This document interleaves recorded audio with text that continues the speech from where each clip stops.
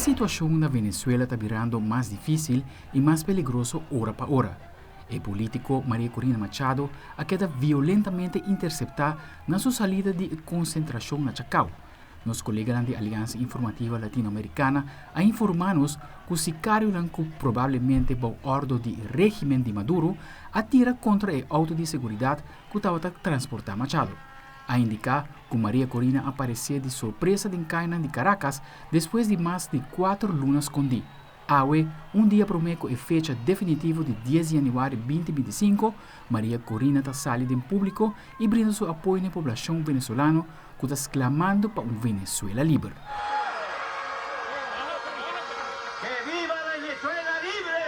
Mientras tanto, o presidente electo de Venezuela, Edmundo González Urrutia, está na República Dominicana e a vociferar que pronto Venezuela vai ter boa notícia que lo llena o país de alegria. Está espera que ao mês de hora da tarde, Venezuela por de notícia aqui. Aparentemente tem sinal novo para a liberdade de Venezuela, assim Edmundo González Urrutia a de conhecer na prensa internacional.